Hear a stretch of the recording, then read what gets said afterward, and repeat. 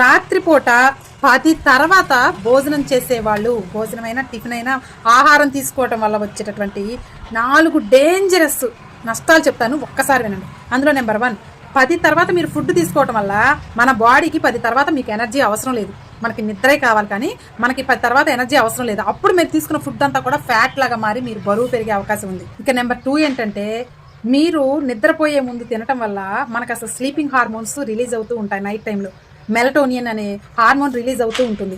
మీరు ఆ టైంలో ఫుడ్ తీసుకోవటం వల్ల ఇటు ఆహారానికి హార్మోన్లు, ఇటు స్లీపింగ్కి హార్మోన్లు కన్ఫ్యూజ్ అయిపోయి మీకు నిద్రలేమి సమస్య వచ్చే అవకాశం ఉంది. ఇక నెంబర్ 3, ఎసిడిటీ పెరిగే అవకాశం ఉంది. నైట్ టైంలో మన అరుగుదించేటటువంటి ప్రభావం తక్కువగా ఉంటుంది మన బాడీకి. ఆ టైంలో మీరు ఎక్కువగా ఫుడ్ తీసుకోవడం వల్ల, 10 తర్వాత తీసుకోవడం వల్ల ఎసిడిటీ వచ్చే ఛాన్సులు 100% ఉంది. ఇక నెంబర్ 4, 10 తర్వాత మీరు తినటం వల్ల మీకు షుగర్ వచ్చే అవకాశం ఉంది, హార్మోన్ ఇన్బ్యాలెన్స్ వచ్చే అవకాశం ఉంది. ఎందుకంటే ఆ టైంలో ఇన్సులిన్ చాలా తక్కువగా రిలీజ్ అవుతుంది.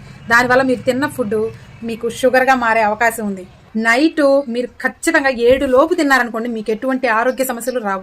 10 తర్వాత తిన్నారనుకోండి, మీకు రావాల్సిన ఆరోగ్య సమస్యలు అన్నీ వచ్చేస్తాయి. తర్వాత చాలా బాధపడాల్సి వస్తుంది. కాబట్టి దీర్ఘకాలంగా 10 తర్వాత మీరు భోజనాలు, టిఫిన్లు చేయకండి. నచ్చితే వీడియోకి ఒక లైక్ చేసి కామెంట్ సెక్షన్లో ఎస్ అని కామెంట్ చేయండి.